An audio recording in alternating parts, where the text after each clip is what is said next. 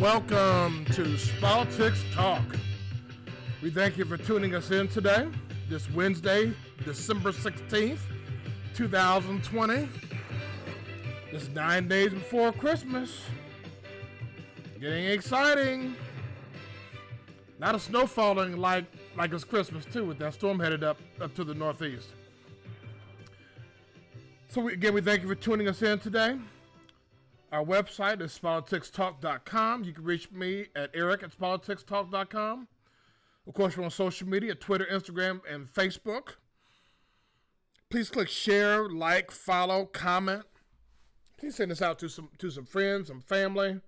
I do have some exciting things coming up later in the show about some changes that are coming to the show that we are thrilled to announce and that we will be discussing later. So please keep us tuned in, and we will talk about that as we go on in the show. So today's subject, we're actually going to talk about, I'm going to keep it short and simple today. We're going to talk about regret. We're going to talk about regret today. So as we get to some news, and I'm going to just be continuing to update COVID numbers and what have you in the U.S. so we can all be on top of where we currently stand. So U.S. COVID cases over 16.8 million cases and rising.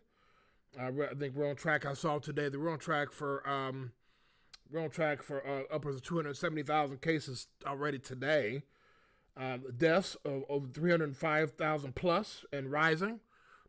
We're on track today for nearly 4,000 deaths today. Hospitalizations over 110,000. Again, and rising. Okay, and again, hospitalizations is an indicator of deaths on the horizon. In California, they've ordered thousands of body bags, multiple semi-trailers, refrigerated trailers to serve as mobile morgues. They've issued an emergency declaration in the state of California for disaster, which means multiple deaths. To prepare for that for the medical facilities across the country, and they're in capacity for hospital ICU beds in the state of California and across the country. So this is serious, folks. This is serious, and we'll get to the vaccines here in a minute. But this is serious, and this is This was predictable. They told us with Thanksgiving. We're now seeing the results of the Thanksgiving warnings about travel, whereas a lot of people were traveling to see family. I get all that. I have family out of state myself. My parents live in Ohio, and I wanted to go see them. I was in Maryland last year to see my sister, to spend Thanksgiving with my sister, her husband, and my niece and nephew, and my parents. I simply didn't do that this year, okay, because it's just too dangerous. So, again, some good news. And actually have a correction on the vaccine front. So I believe I had it incorrect in the last show. The Pfizer vaccine is being considered for emergency use authorization. Moderna's vaccine is already out and being distributed across the country, the frontline healthcare workers. So again, the correction is, and I apologize about this, the Pfizer vaccine is currently being considered for emergency use authorization, which they're saying could be the end of this week. And the Moderna vaccine is currently in use. So that's good news.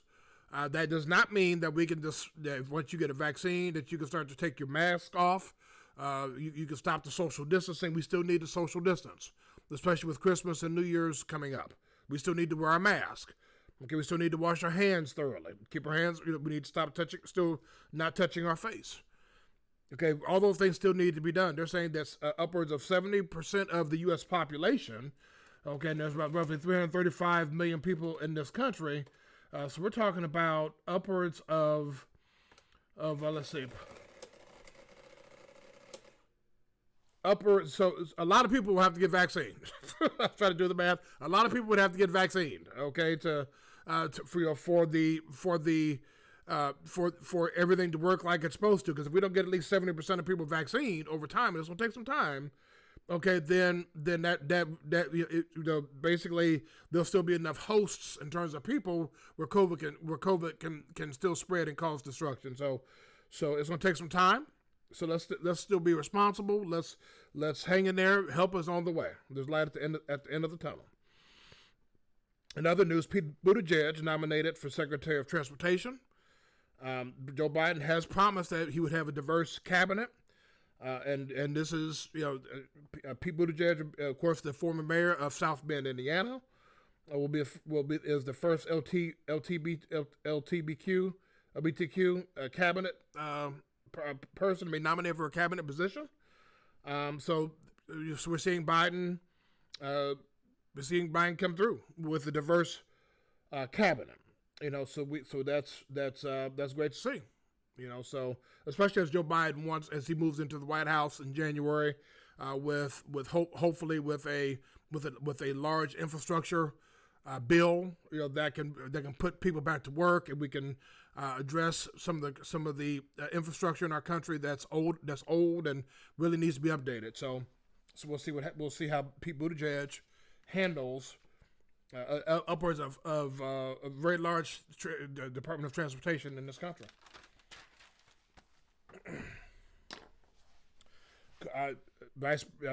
President-elect Joe Biden has said that he will get his COVID shot. He will do it live.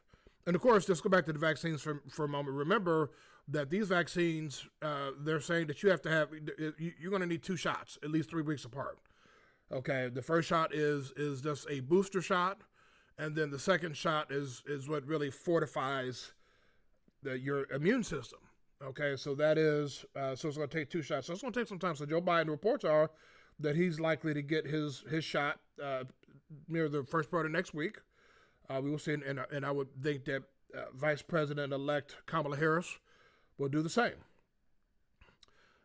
Congress appears to be close to a COVID relief package, okay, of $900+ billion. New is that they are now saying that they're likely to be $600 million. $600 million. That'd be nice. $600 million check would be nice. But that there will be $600 COVID relief checks sent to folks making under $75,000. That's new. Also, it will include funding for COVID distribution, for COVID vaccine distribution. Excuse me. Forget that's COVID vaccine distribution.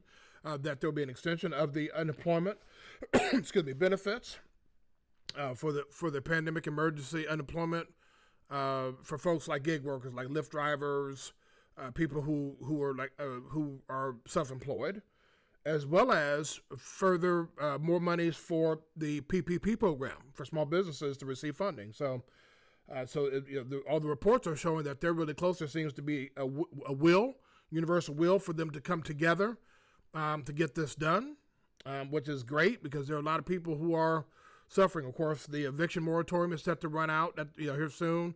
People who are currently on that special unemployment is set to expire the day after Christmas, December 26th. We have the student loan forgiveness is set to expire. So we definitely need some help. Now this is far from what's needed.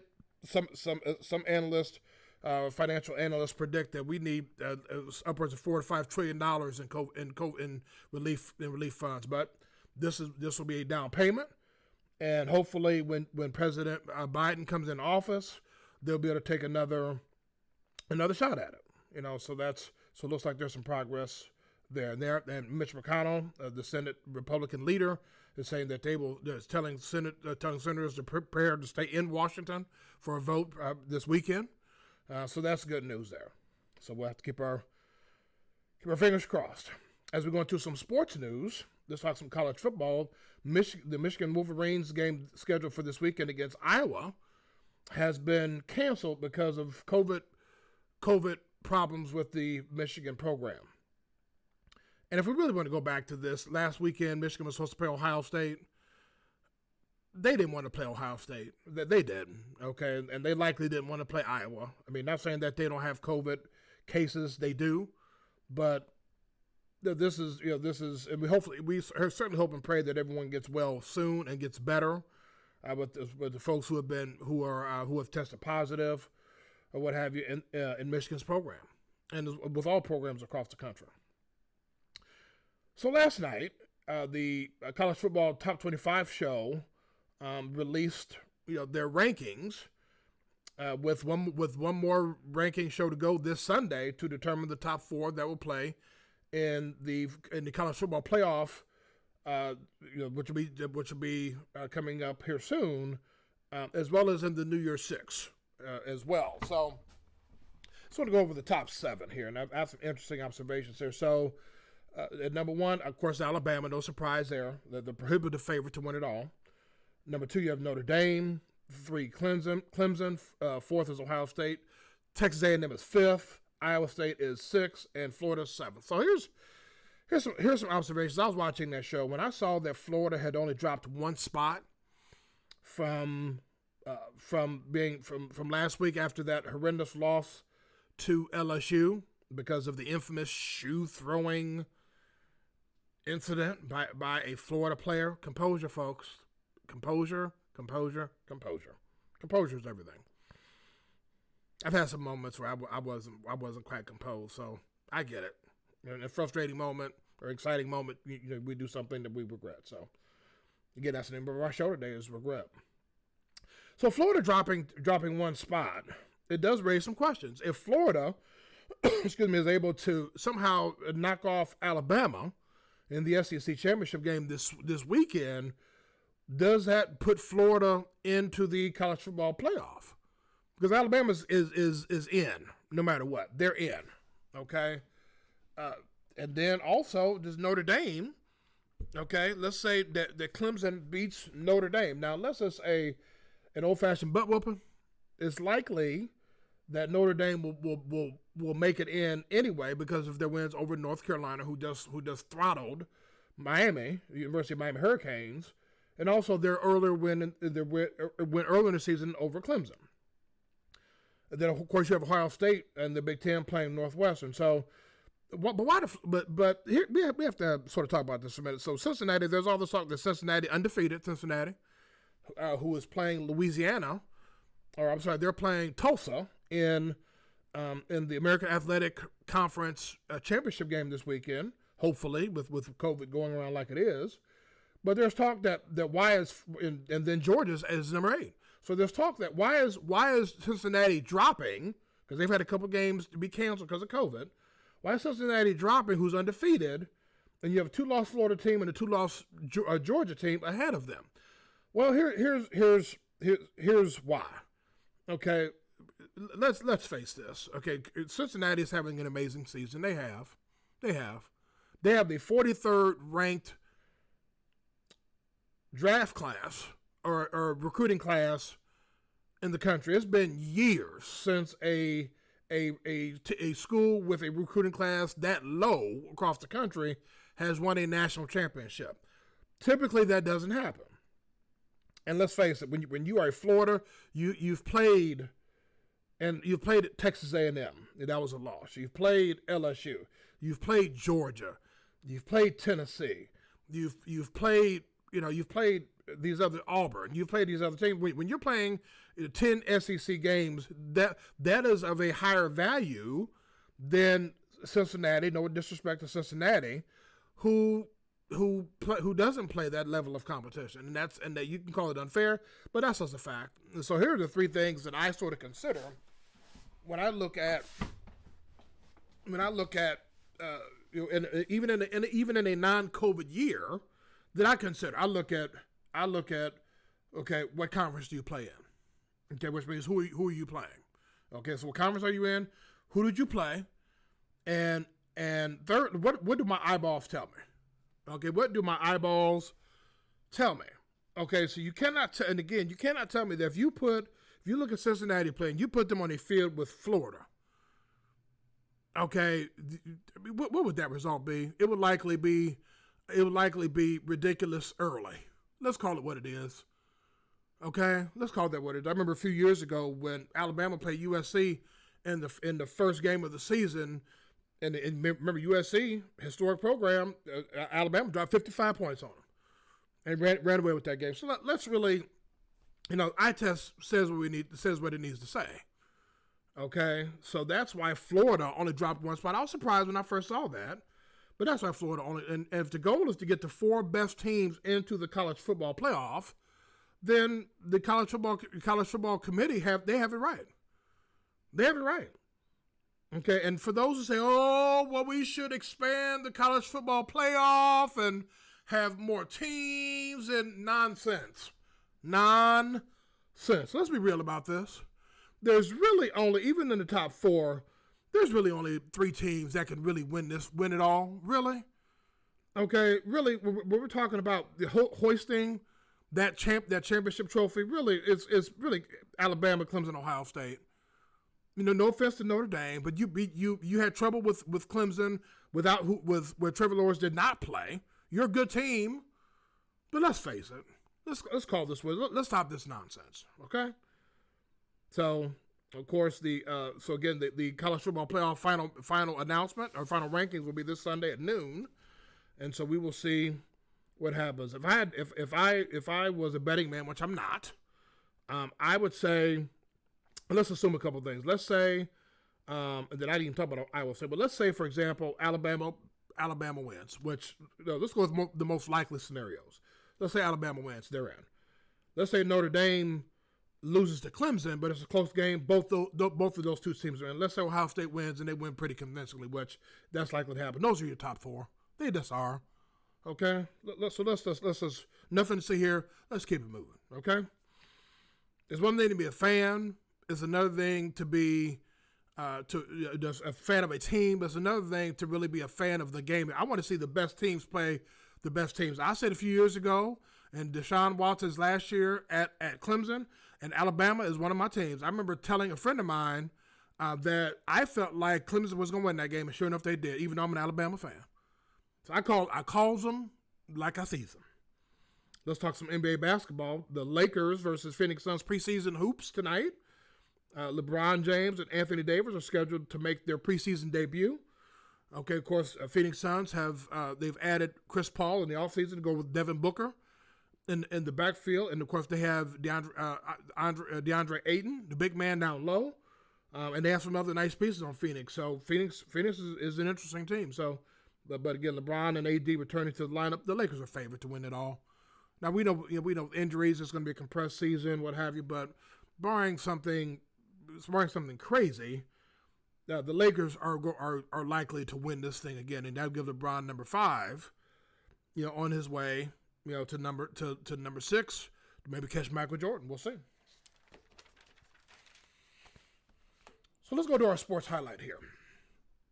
So again, Giannis Antetokounmpo is signing a 5-year, $228 million extension to stay with the Milwaukee Bucks. So remember, we're talking about regret today. So when LeBron James was in Cleveland the first time, and he signed, he obviously signed his rookie deal, signed a longer deal, then he saw that the Cleveland Cavaliers were not building a team around him. So he took his talents to South Beach. Okay, then he played 4 years down in Miami, and then when he came back to Cleveland, LeBron signed a series of shorter-term deals because he realized that he wanted to hold the Cleveland Cavalier franchise accountable for putting a team around him, which means going and making trades, drafting, or what have you, to put a team around him so he would not have to steer the whole ship by himself. Okay, if we look at, and then even with him going to, the Lakers, now that's a little bit of a different story. He's in the twilight of his career, and so he signed. So he is, but when you look at James Harden right now, look at James Harden. James Harden has told the Houston Rockets he wants to be traded. Has 2 more years to go on his contract, and he has to play. Now I think he will end up being traded, but I think that Harden is in a tough spot. Now, I'm all for getting your money, getting paid, and financial security. I'm all for that. I am. However, okay, as I look at the Eastern Conference, and it's interesting because before, when LeBron James was in the East all those years with Cleveland and Miami, it seemed like all the stars were out West. Now LeBron James is in the West, all the players come East. Isn't that something? That's amazing to me. But anyway, I digress. So there's a lot of traffic now in the Eastern Conference that Giannis is going to have to navigate. And so I'm going to ask some questions here, and you tell me if oh, and I'm sorry, our Twitter question is: will Giannis regret signing a long-term deal to stay at Milwaukee Buck? Will Giannis regret signing a long-term deal to stay at Milwaukee Bucks? So that's the Twitter question. So please go to Twitter at Politics Talk, and please submit your reply there. So here's some teams that some of the top tier teams in the Eastern Conference that Giannis is going to have to navigate. Okay, so you tell me. So I'll ask the question sort of hypothetically, and then I'll answer myself. Okay, will the Bucks beat the Brooklyn Nets with Kyrie and KD? If Kyrie and KD stay healthy, and Kyrie just doesn't mess everything up, because he's as loony as a Looney Tune. As long as he doesn't mess everything up, and with the squad that Brooklyn has with DeAndre Jordan, Allen, another big man, you have Joe Harris, you have Dinwiddie, Spencer Dinwiddie. They have a squad, okay. And so would you take Milwaukee to beat them in a 7-game series? I think not. What about the Boston Celtics?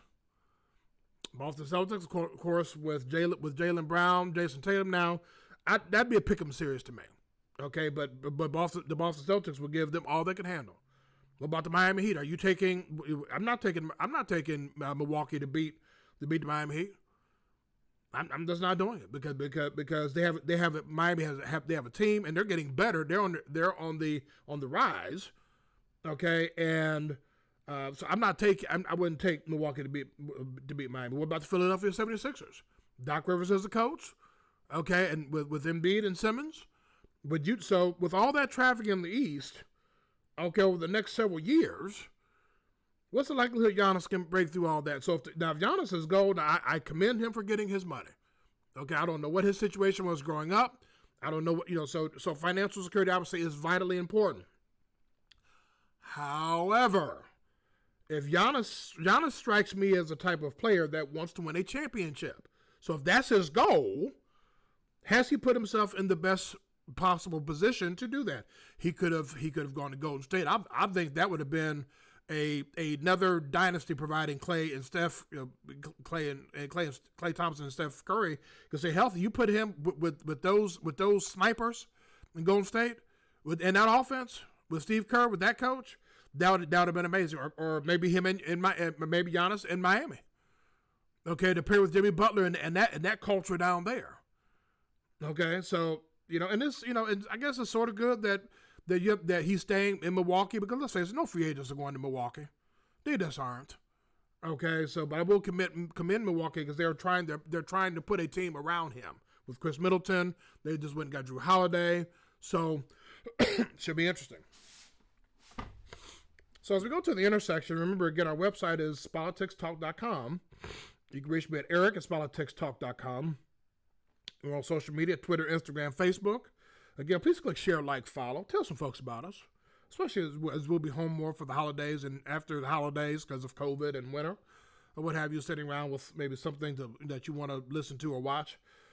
And all of our shows that we've ever done are on our YouTube channel. Just go to politicstalk.com, click on the listen to broadcast button, the red button up at the top, and it'll take you to all the shows we've ever done. You can pick and choose.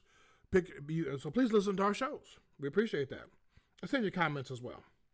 So again, today we're talking about regret. We're talking about regret. Okay, so so part of what I'm going to talk about is the Trump voters who voted for him in the 2016 race, who had severe regret about that vote, or people who did stay at home, or people who stayed at home and didn't vote at all, who have a lot of regret because they didn't go to vote because they just thought Hillary Clinton would win, or that they weren't excited about Trump or Hillary. But we see what the last 4 years have brought us. Okay, and if for anyone who thinks that, we didn't know if Trump, we didn't know he would be like this, really?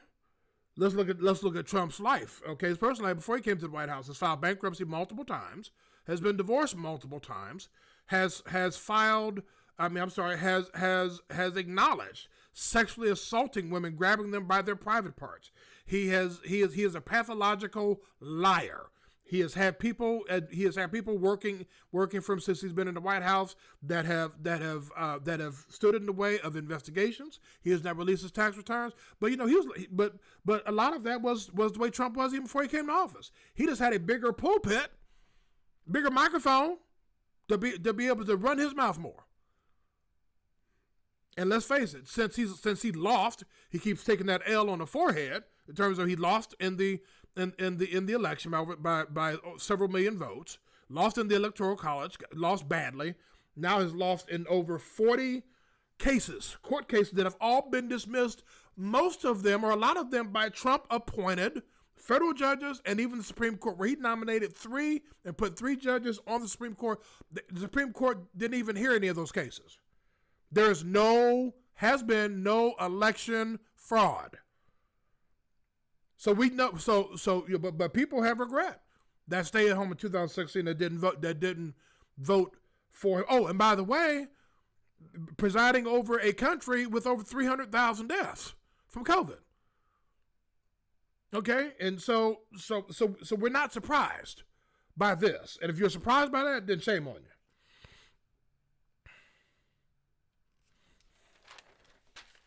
Some other regret is, does Nancy Pelosi reject not taking a larger stimulus package? Back in October, they had a deal worked out for $1.8 billion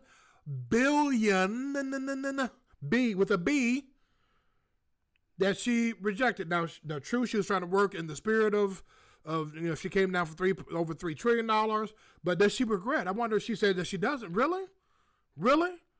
When we're struggling now with $908 billion? Oh, and let's talk about why Congress is finally moving to get something done, because it's the end of the year and the funding for the federal government runs out. So that's why they're rushing to get some things done now, including attaching a COVID bill. And we know $900 billion, again, is nowhere near what needs to be done. When we talk about regret often leads to consequences that we endure, that we have to go through in life because of decisions that we make. So personally, and this is another part of the show. And remember, I have some exciting news coming up, so please stay tuned. So I have many regrets about decisions I've made in my past. I do. I'm still paying for a lot of those decisions that I've made. I take the time now. I take the time to really think about a decision. I pray about it. I sit down and write things out. I seek the wisdom of those who have been where I'm trying to go.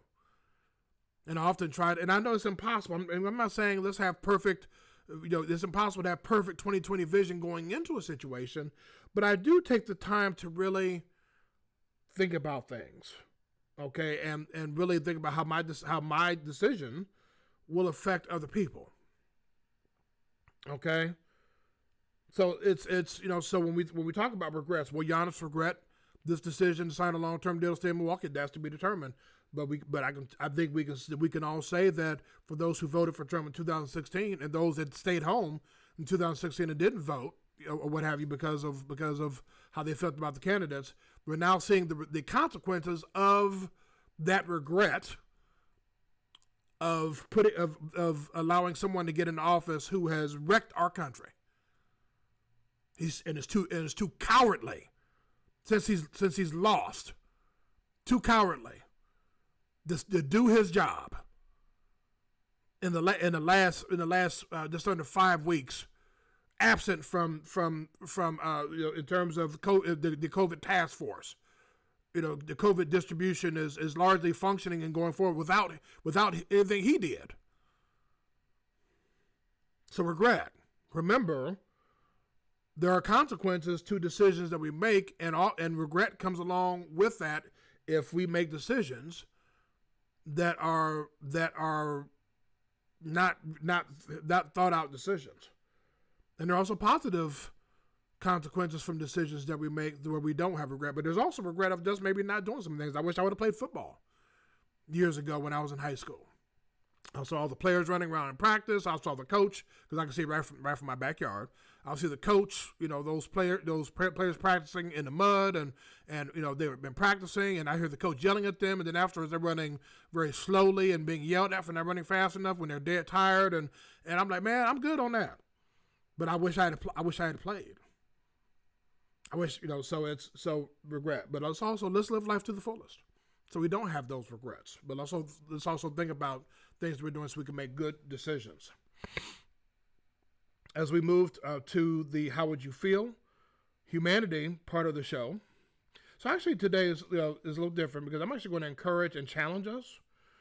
Obviously, with the vaccines coming online, we have one online already, and we have another one that's being considered, and there's some others that are in the pipeline also. So again, it's going to take some time for these vaccines to get out, but we're starting to have some hope here.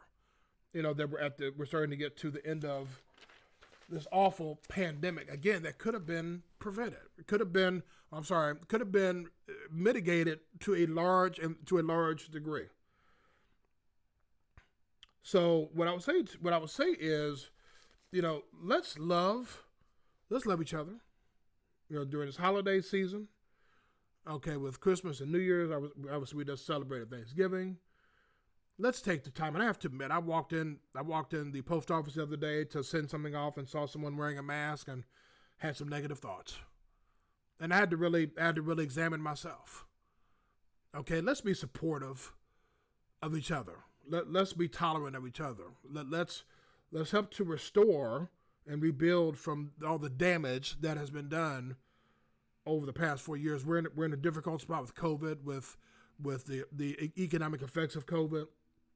We'll come out of this, but we're all going to have to do our part to help things get back to a better place as we work together to eradicate this awful, awful pandemic.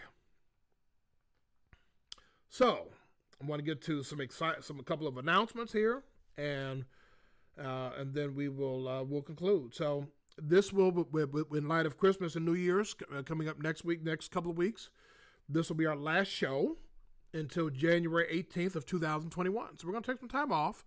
I'm going to spend some time with my family. Going to take some time to recharge and refresh my own batteries. Okay. So we're going to take some time off. Again, Monday, January 18th, we will resume. Okay, with our Monday, Wednesday show format. And our podcast. So the podcast that's currently on the website, that'll be the last podcast until January 21st, 2021. So this is the exciting news. Ta-da! So we are moving to an interactive format starting February 15th, 2021. Next February. So this is what I mean by that. And I've been talking about this or dropping hints about this. So we will be having call-in guests to call in to talk about to debate sports, some sports issues, some politics. But we're going to start having callers. And if you want to, we will, when we come back in January, we will be telling people how they can because we will pre-screen the calls to sort of interview people before they get on the phone just to make sure that it's a caller that will be helpful for the show. But we're excited about that. To have some interactive back and forth. I love to debate. I have strong opinions. And so we're looking forward to having people on the show that will help us to be able to debate and talk about different subject matters. So again, that's February 15th, 2021. We will start that format. And again, after this show, we will be off the air until January 18th, 2021. So I just want to remind you again, our website is politicstalk.com.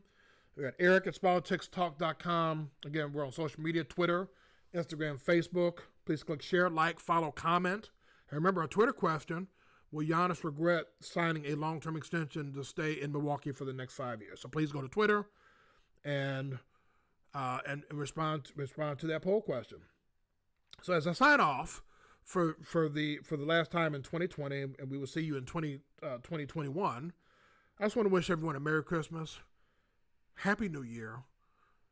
And 2021, I believe, will be better. But I also believe we will be stronger as a result of what we've been through this year. So let's love on each other. Let's enjoy some priceless, safe moments with each other.